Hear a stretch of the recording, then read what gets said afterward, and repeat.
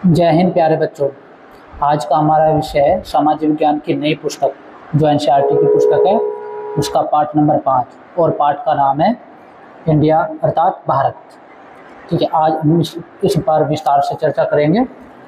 ठीक है बच्चों, पाठ की शुरुआत करने से पहले आप सभी लोग इस चैनल को सब्सक्राइब कर लें, जिससे आने वाली वीडियो की जानकारी आपको समय पर मिलती रहे। चलो पाठ की शुरुआत करते हैं। इंडिया अर्थात भारत। श्री अरविंद जी का कहना है, भारत में प्रारंभिक काल से, प्रारंभिक मतलब आदिकाल से ही आध्यात्मिक और सांस्कृतिक एकता स्थापित हो गई थी। कहाँ पर? भारत में। जो हिमालय के और दो समुद्रों के बीच इस महान मानवता की जीवन धारा का अभिन्न बन गई। मानवता की मतलब मानवता मतलब भारत की महान जनता के बारे में बात की जा रही है। ठीक है बच्चों, यहाँ पर दो समुद्रों की बात की गई है। देखो, ये भारत का नक्शा है, तो जिसकी बात की गई है ये उत्तर में हिमालय और भारत के एक तरफ अरब सागर है तो दूसरी तरफ बंगाल की खाड़ी। ठीक है बच्चों, तो इसकी बात की गई है। तो आप देखो यहाँ पर कि अब ये चित्र दे रखा है, ये भारत के बारे में ही चित्र है। इसमें बताया गया है कि 2300 वर्ष पूर्व ग्रामीण भारत को दर्शाता एक दृश्य है। यह किसको दर्शा रहा है? जो चित्र आप देख रहे हो ये ग्रामीण भारत को दर्शा रहा है। और कब का बना हुआ है? 2300 वर्ष पूर्व मतलब आज से 2300 वर्ष मतलब साल मतलब ईयर। ठीक है, पुराना है ये, जो भारत की ग्रामीणता को बड़ी गहराई से दर्शाता है। तो हम इस पाठ में विशेष रूप से भारत को हम कैसे परिभाषित कर सकते हैं के माध्यम से समझेंगे कि हम भारत को कैसे परिभाषित करते हैं, कि भारत का नाम भारत कैसे पड़ा, इसके पीछे उसका क्या इतिहास रहा है, भारत के कुछ प्राचीन नाम क्या थे, उनके बारे में भी हम इस पाठ के माध्यम से जानेंगे। ठीक है, आगे देखते हैं। आपने भारत का ये चित्र मानचित्र अच्छी तरह से देख लें आप, जिसके बाद एक तरफ है आप हिंदू कुश, यहाँ पर ये जो यहाँ पर मानचित्र में दिखाई दे रही है, मतलब इस मानचित्र में जो चीज़ें दिखाई दे रही हैं, ये जो नदियाँ हैं जैसे सिंधु, झेलम, चेनाब, रावी, सतलुज, सरस्वती, ब्यास, सिंधु नदी। ठीक है, ये यमुना, गंगा, चंबल, ये नर्मदा, ताप्ती, जो दो नदियाँ ऐसी हैं जो अरब सागर में गिरती हैं। ठीक है, महानदी, ब्रह्मपुत्र, गोदावरी, कावेरी और कृष्णा, कावेरी, इस तरह की नदियाँ हैं जो हमारे भारत में हैं। ठीक है बच्चों, जो भारत की मान नदियों को दर्शाता है और भारत का मानचित्र। ठीक है, अब आगे देखते हैं। आज का भारत एक आधुनिक राष्ट्र है। जो हम भारत को देखते हैं वो आधुनिक राष्ट्र है। पहले ऐसा नहीं था, इससे आधुनिक बनने में कई हजार साल लगे हैं। जिसकी परिभाषित सीमाएं, जो सीमाएं बनाई गई हैं, जो आज के समय हम देखते हैं, एक तरफ पाकिस्तान है भारत के, एक तरफ श्रीलंका है, एक तरफ बांग्लादेश है। पहले ऐसा नहीं था। ठीक है, राज्य और ज्ञात जनसंख्या है, तो ये समय के अनुसार बदलते रही हैं सीमाएं, भारत की सीमाएं समय के अनुसार बदलती रही हैं। ठीक है, हालांकि ये 500, 2000 या 5000 वर्ष पूर्व बहुत अलग था। जैसा हम आज भारत को देखते हैं वो ऐसा नहीं था, ना ही उसकी सीमाएं यहाँ तक सीमित थी, विस्तृत थी। ठीक है, विश्व के इस भाग को प्राय हम भारतीय उपमहाद्वीप कहते हैं। जो भारतीय उपमहाद्वीप, भारत का नाम क्यों रखा है? क्योंकि भारत के जो पड़ोसी देश हैं जैसे पाकिस्तान है, श्रीलंका है, बांग्लादेश है, म्यांमार है, ठीक है, और अफगानिस्तान है, ये सब भारत का ही, पहले भारत का ही हिस्सा हुआ था, विस्तृत भारत। तो इन सबको मिलाकर ही भारतीय उपमहाद्वीप का नाम दिया गया है। इनके भिन्न भिन्न नाम रहे हैं, जो इसकी सीमाएं भी बदलती रही हैं। जैसे मैं आपको बता चुका हूँ कि भारत के नाम भिन्न भिन्न समय में भिन्न भिन्न रहे हैं। कभी हिंदुस्तान, कभी इंडिया, फिर इंडिका, सिंध, इस तरह से सप्त सैंधव प्रदेश, इस तरह से नाम रखे गए हैं। समय के अनुसार इनके नाम बदलते रहे। विभिन्न स्रोतों से हम भारत के अतीत और विकास के बारे में जान सकते हैं। कि अगर हमें भारत के बारे में अच्छी तरह से जानना है, गहराई से जानना है, तो उसका एक माध्यम है स्रोत, भारत के स्रोत। चाहे पांडुलिपि हो, चाहे पुस्तकें हों, चाहे आप किसी से, अपने शिक्षक से, अपने माता पिता से इसके बारे में बात कर सकते हैं, या आप इंटरनेट की भी सहारा ले सकते हैं। तो हम इसी चीज़ को समझने के लिए हम इस पाठ को समझेंगे, पढ़ेंगे। आइए विचार करें में क्या दे रखा है। इस अध्याय के प्रारंभ में दिए गए भारतीय उपमहाद्वीप के भौतिक मानचित्र का अध्ययन कीजिए। तो कौन कौन सी प्राकृतिक सीमाएं जिसे आप समझ सकते हैं। जो यहाँ पर मानचित्र दिया गया है भारतीय महाद्वीप, तो पता है कौन कौन सी सीमाएं आप समझते हैं। सीमा से मतलब एक तरफ तो है भारत के हिमालय, इधर उत्तर में भारत के हिमालय है, ठीक है। एक तरफ अरब सागर, एक तरफ बंगाल की खाड़ी, नीचे हिंद महासागर। ये क्या है, ये सारी की सारी क्या है, भारत की प्राकृतिक सीमाएं, ठीक है। बताओ आगे देखो। इतिहास के इस क्रम में भारत को उसके निवासियों और विदेशों से आए आगंतुकों के द्वारा कई नामों से बुलाया जा रहा है। निवासी मतलब निवास, वे लोग जो एक स्थान विशेष में रहते हैं उनको क्या कहते हैं, निवासी, ठीक है। आगंतुकों मतलब जो भारत में विदेशों से आए हैं और भारत के बारे में उन्होंने जाना है, भारत के बारे में समझा और भारत को एक नया नाम दिया है। ये नाम प्राचीन पुस्तकों, यात्रियों और तीर्थयात्रियों के वृत्तांतों और शिलालेखों में मिलते हैं। जैसे वो भारत में आए, उन्होंने जो पुस्तकें लिखी, यात्रा की, यात्रा के माध्यम से जो भी शिलालेख या पांडुलिपियाँ उन्होंने लिखी हैं, संगठित किए हैं, एकत्रित किए हैं, तो उनके माध्यम से हम भारत के अतीत को या भारत के नामों को अच्छी तरह से जान सकते हैं, ठीक है बच्चों। ये स्रोत है भारत के बारे में जानने के लिए। आगे देखो, भारतीयों ने भारत नाम कैसे दिया। अब यहाँ पर देखो, ऋग्वेद भारत का सबसे प्राचीन ग्रंथ है। जो यहाँ पर ऋग्वेद की बात कर रहे हैं, यह भारत का सबसे प्राचीन ग्रंथ है। 4 वेद होते हैं, ऋग्वेद, अर्थवेद, सामवेद, यजुर्वेद, ठीक है। तो सबसे प्राचीन वेद कौन सा है, ऋग्वेद। हम अध्याय 7 में आगे देखेंगे, ऋग्वेद के बारे में विस्तार से चर्चा करेंगे। यह हजारों वर्ष पुराना है। जो हमारा ऋग्वेद है वो हजारों वर्ष पुराना है। इस ग्रंथ में उपमहाद्वीपों के उत्तर पश्चिमी क्षेत्र का नाम सप्त सैंधव अर्थात 7 नदियों की भूमि है। सप्त सैंधव प्रदेश इसे कहते हैं, ठीक है। जो ये यहाँ ये जो पूरा प्रदेश है, ये सप्त सैंधव मतलब यहाँ से 7 नदियाँ निकलती थी, ठीक है। सप्त मतलब 7, ठीक है। तो सप्त सैंधव अर्थात 7 नदियों की भूमि। यहाँ पर 7 नदियाँ थे, सिंधु, झेलम, चिनाब, रावी, सतलुज, व्यास, सरस्वती। ये सब नदियों को मिला के सप्त सैंधव प्रदेश बना। 4 3 3 6 7, ठीक है। अब सब सैंधव शब्द सिंधु से आया। जो सैंधव शब्द है वो कहाँ से आया, सिंधु से, इस क्षेत्र से आया, ठीक है। जिसका अर्थ से सिंधु नदियाँ सामान्यतः एक नदी से है। तो जिसका अर्थ से मतलब अर्थ दिया जाता है, जिसका मतलब है सिंधु नदी। यहाँ पर आप देख रहे हो, इसके पास बसने वाले लोग सिंध लोग कहलाए, या सिंध से ही आगे जाकर हिंद पड़ा, ठीक है। तो आगे जाकर क्या पड़ा, हिंद प्रदेश, सिंध प्रदेश, इसी नाम से जाना गया। आगे देखो, समय बीतने के साथ ही हमें साहित्य में भारत के अन्य क्षेत्रों के नाम भी मिलने लगते हैं। जैसे जैसे हम साहित्य को पढ़ेंगे, जानेंगे, स्रोतों के माध्यम से देखेंगे, तो इससे हमें भारत के अनेक नामों के बारे में पता चलेगा, जो अब आप आगे देखेंगे, ठीक है। महाभारत भारत के सबसे प्रसिद्ध ग्रंथों में से एक है। जो सबसे प्रसिद्ध ग्रंथ है उसमें से एक महाभारत है, इसका भारत का, ठीक है।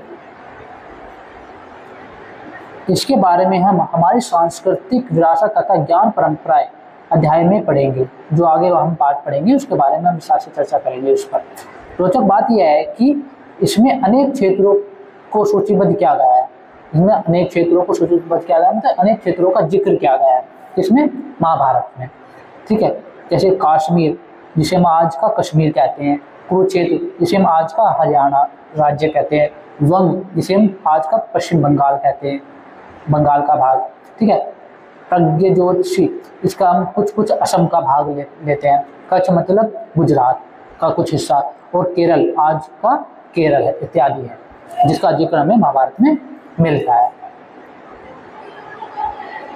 आगे देखो, क्या आप पृष्ठ 79 पर मानचित्र 5.4 में दिए गए कुछ क्षेत्रों की पहचान कर सकते हैं? आपने जिन क्षेत्रों के बारे में सुना हो उनकी सूची बनाओ। जैसे यहाँ पर हमारा चित्र है 5.4, ठीक है बच्चों, ये 5 चित्र नंबर 5.4। तो इसकी बात की गई है। जो हमने अभी नाम लिए हैं, जैसे हमने पढ़ा है अभी, ठीक है, कश्मीर, ठीक है, गंधार, या आपने सुना होगा महाभारत में गंधार, ठीक है, आपने महाभारत देखी होगी या सुनी होगी, ठीक है, मगध नरेश या मगध, अंग, ठीक है, पांचाल, सुरसेन, मत्स्य, ठीक है, मद्र नरेश, जैसे मतलब हम नाम सुनते हैं महाभारत में, तो उन्हें राजा, वहाँ के राजाओं के नाम से उस क्षेत्र का नाम विशेष जोड़ा जाता था, ठीक है।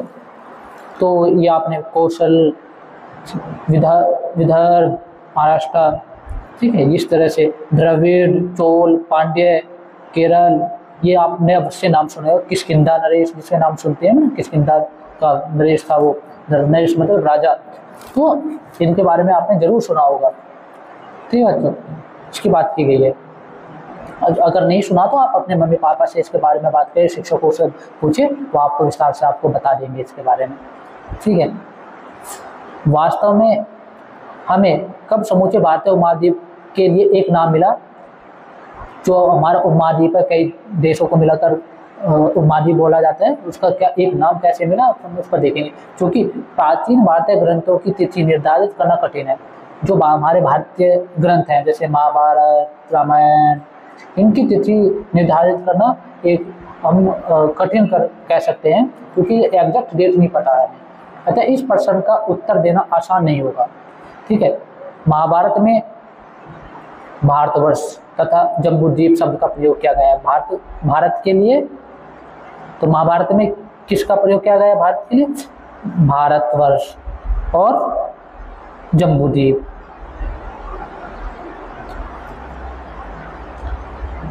तथा विद्वान सामान्यतः इस बात से सहमत है कि सामान्य संवत पूर्व, जो इसका मतलब है सामान्य संवत पूर्व,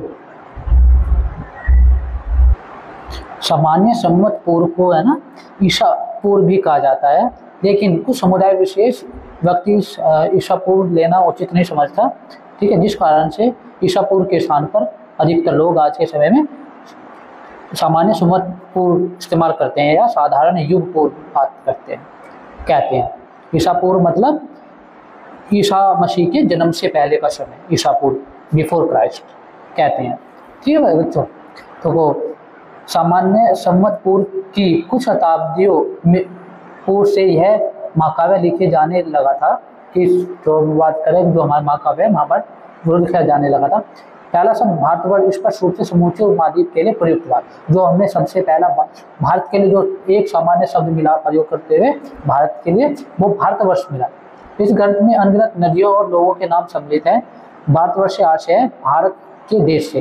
जो भारतवर्ष का मतलब है यहाँ पर भारत के देश से है, ठीक है बच्चों। भारत का नाम है जो सर्वप्रथम ऋग्वेद में मिलता है, उसका जिक्र किया गया है, उल्लिखित है मतलब जिक्र मिलता है, जिक्र किया गया है। वहाँ इसका अभिप्राय लोगों के एक प्रमुख वैदिक समूह से है। बाद के साहित्य में विभिन्न महाराजाओं के लिए भरत नाम उल्लिखित किया गया है। मतलब जो बाद के समय में महाराजाओं के लिए, मतलब वहाँ के राजा नरेशों के लिए भरत नाम प्रयोग किया जाने लगा, ठीक है बच्चों। आगे देखो, दूसरे शब्द जम्बूद्वीप से आशय है। जम्बूद्वीप का क्या मतलब है? इसका आशय है जामुन वृक्ष के फल से। इसका मतलब जामुन का पेड़ देखा आपने, आप जामुन खाई होगी आपने, तो उसी से है। तो यह वास्तव में भारत में पाए जाने वाले एक सामान्य पेड़ है। कौन सा? जामुन का पेड़, जिसे जम्बुल वृक्ष भी कहते हैं, या मालाबार पलम या जामुन वृक्ष आदि के नाम से भी जाना जाता है। आगे जम्बूद्वीप भारतीय महाद्वीप का पर्याय बन गया, तो मतलब पर्याय भारत के लिए जम्बूद्वीप शब्द सामान्य रूप से प्रयोग किया जाने लगा। वास्तव में इस संबंध में हम एक भारतीय सम्राट से बहुत अच्छा संकेत मिलता है, वो जिसका नाम है अशोक। आपने अशोक का नाम सुना होगा, कलिंग की लड़ाई, कलिंग के बाद उन्होंने युद्ध को त्याग दिया था, ठीक है, उसके बारे में। लेकिन सबसे महान तेजस्वी प्रताप के जो राजा थे वो अशोक है आज के समय में भी, ठीक है। उन्हें महान सम्राट अशोक के नाम से जाना जाता है, जिनके विषय में हम बाद में भी जानेंगे। अभी के लिए हम उनकी तिथि को लगभग 250 सामान्य संवत पूर्व मान सकते हैं, मतलब 250 सामान्य संवत पूर्व यानी कि 250 ईसा पूर्व। जैसा कि हम देखेंगे उन्होंने हमारे लिए बहुत से शिलालेख छोड़े हैं, जिसमें उन्होंने अपने समय में बहुत से शिलालेख लिखाए, अपने समय के बारे में जानकारी दी, ठीक है। उनके शिलालेख आज भी भारत की धरोहर के रूप में सुरक्षित है। आपको वो नेशनल म्यूजियम में देखने को मिल जाएंगे। जब भी आपको मौका मिले तो अपने आप वहाँ पर विजिट जरूर करें नेशनल म्यूजियम में। उनमें से एक में उन्होंने उसी नाम जम्बू द्वीप का संपूर्ण भारत का वर्णन करने के लिए प्रयोग किया है। भारत के लिए उन्होंने जम्बू द्वीप का प्रयोग किया है। उस समय इसमें आज के बांग्लादेश, पाकिस्तान और साथ ही साथ अफगानिस्तान के नाम भी सम्मिलित है, जो आपको उनके अभिलेखों में, किसके अभिलेखों में, अशोक के अभिलेखों में आपको मिल जाएंगे।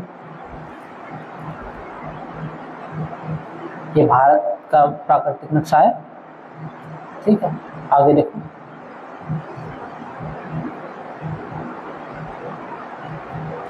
कुछ शताब्दियों के बाद भारतीय उपमहाद्वीपों के लिए सामान्यतः भारत नाम का प्रयोग किया जाने लगा। कुछ शताब्दियों मतलब शताब्दी का मतलब होता है 100। एक शताब्दी में कितने होते हैं वर्ष होते हैं? 100 वर्ष, ठीक है बच्चों। तो कुछ शताब्दियों के बाद भारतीय उपमहाद्वीप के लिए सामान्यतः भारत नाम प्रयोग किया जाने लगा। उदाहरण के लिए एक प्राचीन ग्रंथ विष्णु पुराण में हमें देखने को मिलता है। जैसे यहाँ पर देखो, उत्तरम यत्र समुद्र से हिमाद्रेश दक्षिणम वर्ष तद भारतम नाम। तो इसका मतलब है वह देश जो समुद्र के उत्तर में है और हिमाच्छादित पर्वत के दक्षिण में है, उसे भारत कहते हैं, ठीक है। भारतम नाम, ठीक है बच्चों। तो यहाँ पर हमें विष्णु पुराण में भारत देश या भारत के बारे में जानकारी मिल जाएगी। आगे देखो, यह नाम भारत आज भी प्रयोग किया जाता है। भारत के लिए आज भी प्रयोग, आप इंडिया भी बोलते हो, भारत भी बोलते हो, ठीक है। उत्तर भारत में इसे सामान्यतः भारत लिखते हैं। उत्तर भारत मतलब जो उत्तर भारत कौन सा, जिसमें बहुत सारे राज्य आते हैं, उत्तर प्रदेश, हरियाणा, राजस्थान, ठीक है, मध्य प्रदेश, राजस्थान, ये जो आते हैं सारे के सारे उत्तर भारत में आते हैं। जबकि दक्षिण भारत में प्राय भारतम प्रयोग किया जाता है। भारतम लिखते हैं, भारत के लिए क्या लिखते हैं? भारतम। दक्षिण मतलब तमिलनाडु, केरल, आंध्र प्रदेश, ठीक है, वहाँ पर भारतम लिखते हैं। क्या आप हिमाच्छादित पर्वतों को पहचानते हैं? क्या आप समझते हैं कि भारत का यह संक्षिप्त विवरण सही है? तो अब यहाँ पर जानकारी देखते हैं, इस पर बात करेंगे।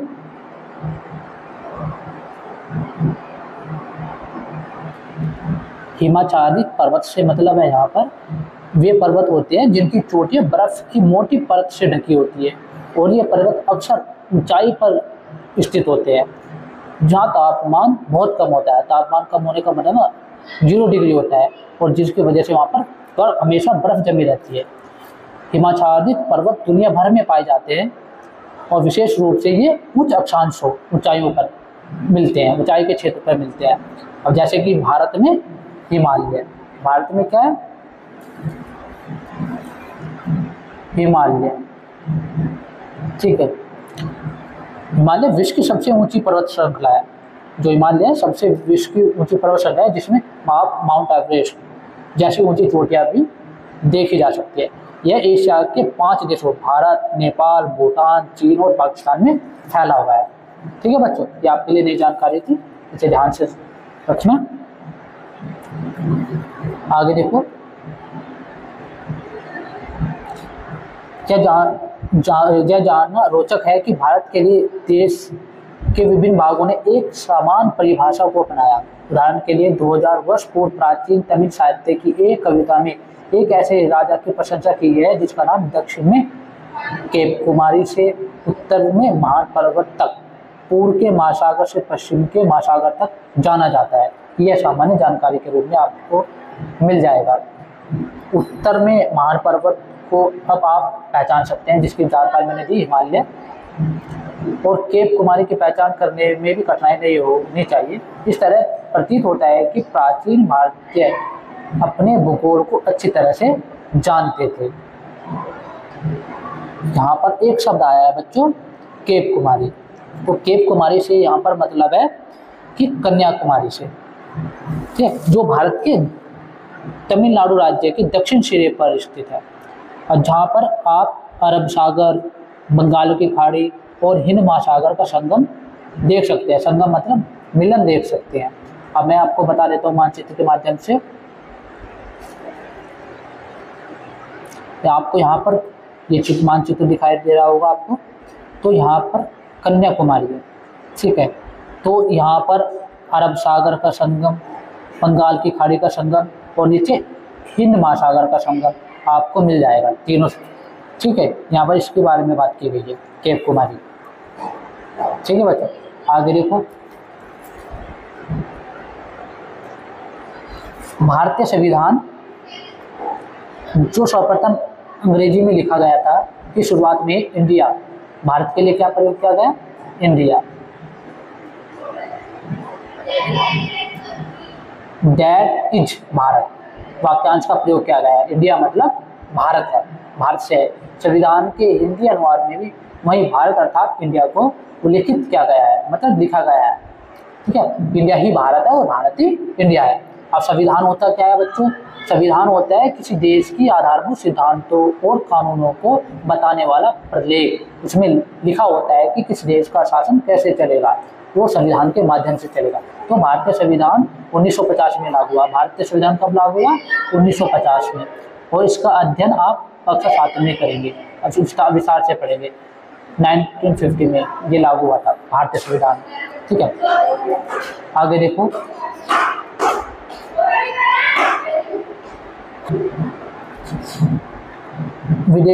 यहाँ पर देखो आप, विदेशियों ने इंडिया नाम कैसे रखा? भारत का नाम विदेशियों ने जो इंडिया रखा वो कैसे रखा? विदेशियों में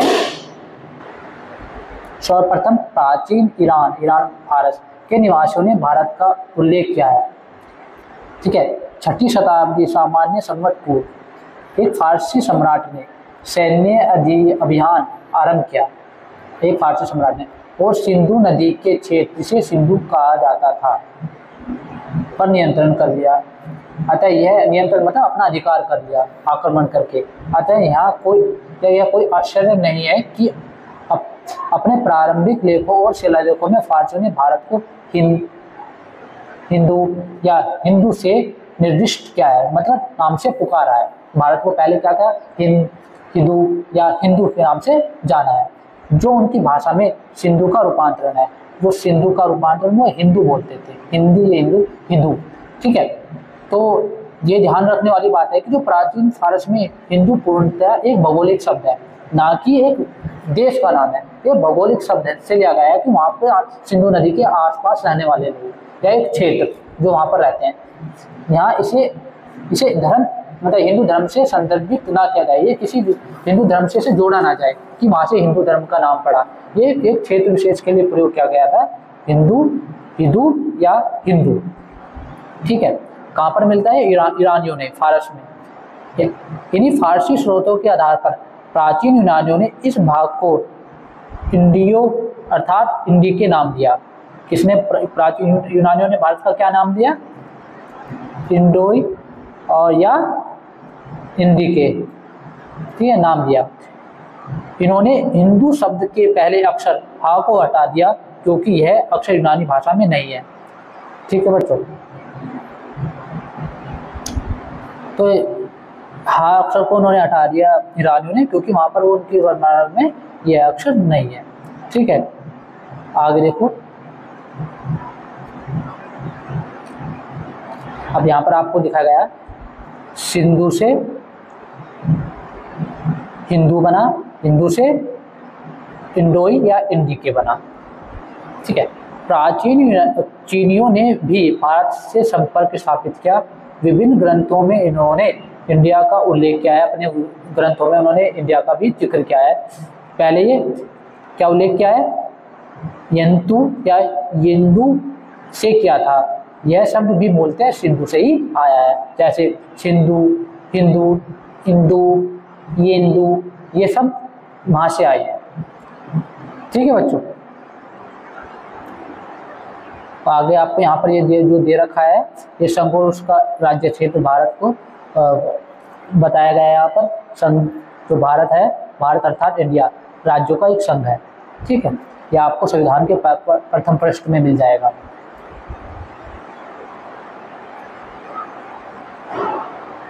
यहाँ पर दे भी रखा है, आप देखो, भारत के संविधान का प्रथम पृष्ठ, स्रोत लोकसभा सचिवालय, जहाँ से लिया गया है, नई दिल्ली।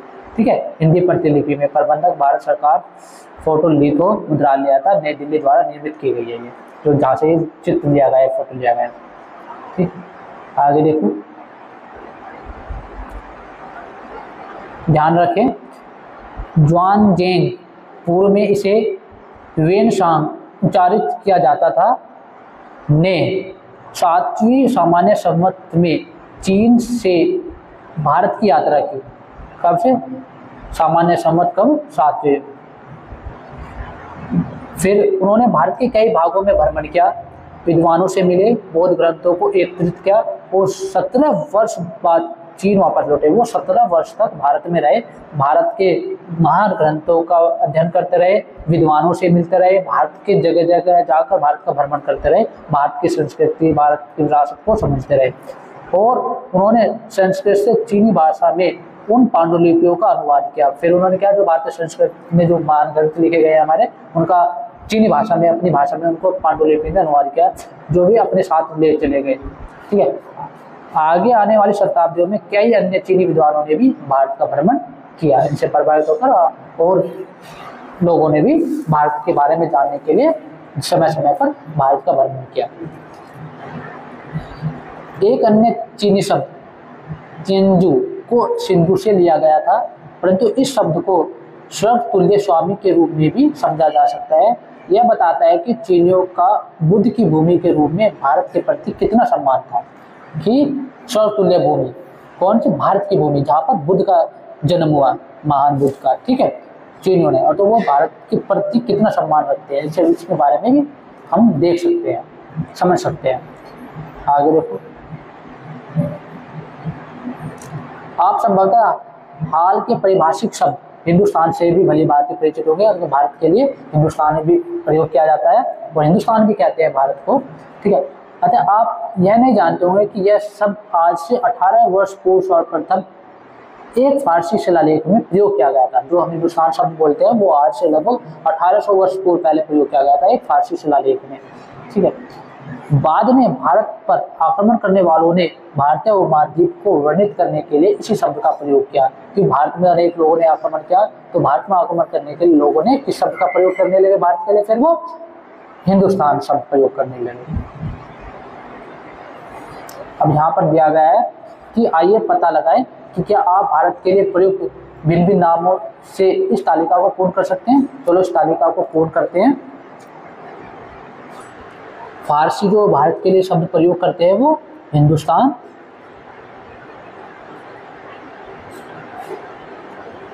या हिंदू। ठीक है, यूनानी जो प्रयोग करते हैं वो इंडिका या इंडिया। ठीक है, लैटिन भारत बोलते हैं। जो चीनी प्रयोग करते हैं वो, जिसमें बताया गया है अभी, तियानजू या सिंधु। अरबी और फारसी, अरबी भारत को अल हिंद कहते हैं, अल हिंद।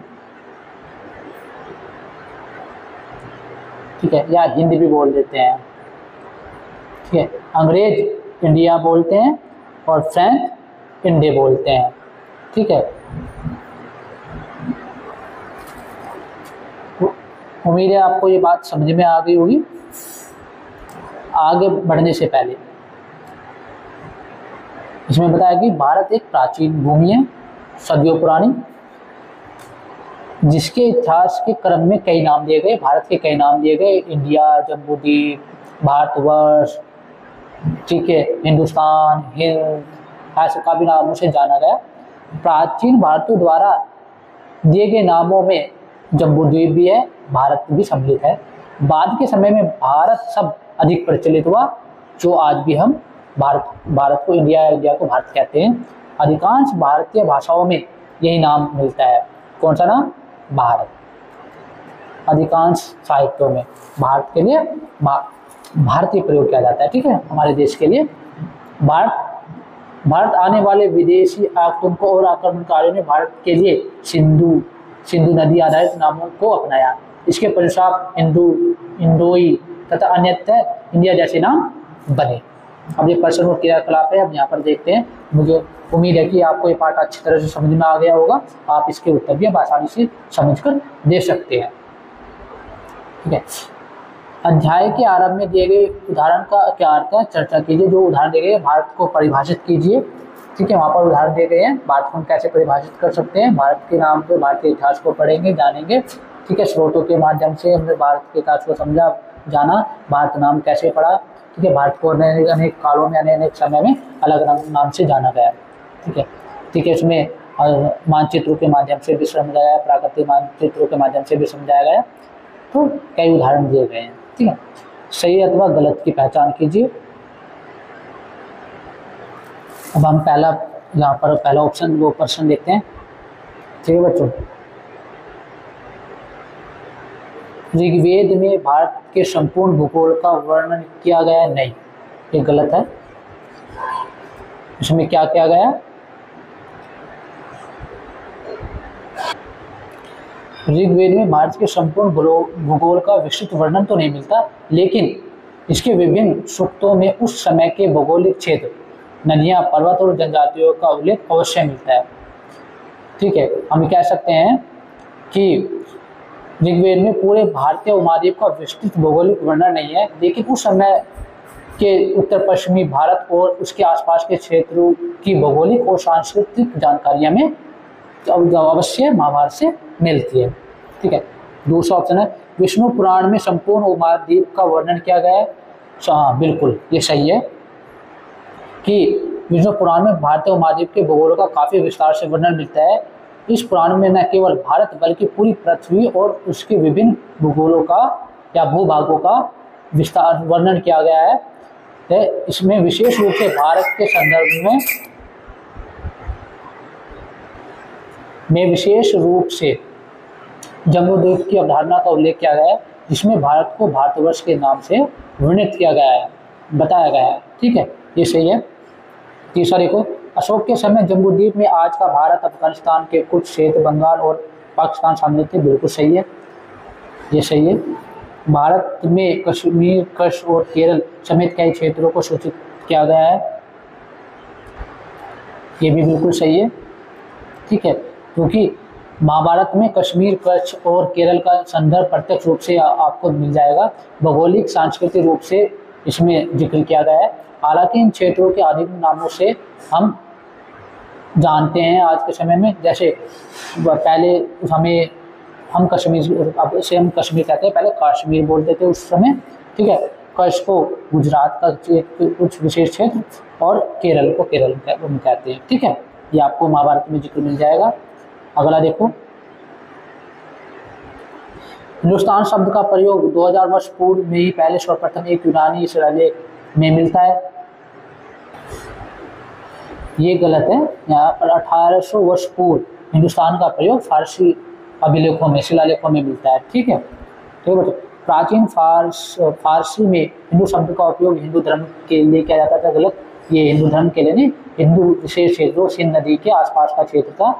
ठीक है, तो उसके लिए हम हिंदू शब्द का प्रयोग करते थे, यूनानी लोग या फारसी लोग। ठीक है, ये गलत है। विदेशी यात्रियों द्वारा इंडिया को भारत नाम दिया गया नहीं, विदेशी यात्रियों द्वारा भारत नाम नहीं दिया है, भारत का नाम उन्होंने इंडिया बोला, इंडिया बोला, ठीक है, सिंध बोला, आदि आदि नामों से जाना। अगला देखो प्रश्न, यदि आप जन्म 2000 वर्ष पूर्व हुआ होता तो आपको अपने देश का नामकरण करने का अवसर मिलता तो आप किस नाम का चयन करते और क्यों? बिल्कुल हम भारत का नाम भारत ही चयन करते, ठीक है, भारतवर्ष बोलते, और इसमें क्योंकि भारत की सांस्कृतिक विरासत और भौगोलिक स्थिति बहुत ही अच्छी है। यहाँ पर हमें हर तरह के हमारी जो संस्कृति है, क्षेत्र है, विशेष क्षेत्र है, नदियाँ हैं, पर्वत है, पहाड़ हैं, मैदान हैं, कृषि योग्य भूमि है, सब अच्छा है, तो हम भारत को भारतवर्ष ही कहकर बुलाते हैं, ठीक है। अब आप अपनी कल्पना शक्ति से और इसका विस्तार से उत्तर दे सकते हैं, ठीक है, शिक्षक की मदद से या अपने माता पिता की मदद से। प्राचीन काल में विश्व के विभिन्न भागों से लोग भारत की यात्रा क्यों करते थे? ठीक है, इस प्रकार की लंबी यात्रा करने के पीछे उनका क्या उद्देश्य था? ठीक है, तो भारत की यात्रा करने के लिए विदेशी यात्रियों का उद्देश्य था भारत के बारे में जानना, भारत की संस्कृति के बारे में जानना, भारत की विरासत के बारे में जानना, ठीक है, और वो लंबे लंबे समय तक रहते थे, उनका अध्ययन करते थे, भारतीय ग्रंथों का अध्ययन करते थे, भारत के बारे में जानते थे, भारत के रहन सहन, खान पीन और विभिन्नताओं के बारे में अध्ययन कर वो अपने पांडुलिपि, अपने ग्रंथ लिखकर अपने देश वापस ले जाते थे। इनका उसके पीछे उनका उद्देश्य ये था। बच्चों, ये पाठ आपको समझ में आ गया होगा। इस पाठ को आप अपने दोस्तों के साथ शेयर करें, साझा करें, ठीक है, लाइक करें, और अगर कुछ आपको जानकारी चाहिए तो कमेंट भी आप कर सकते हैं। अगला वीडियो आपको जल्दी मिलेगा, इसलिए आप बच्चों चैनल को सब्सक्राइब कर लें। तब के लिए जय हिंद।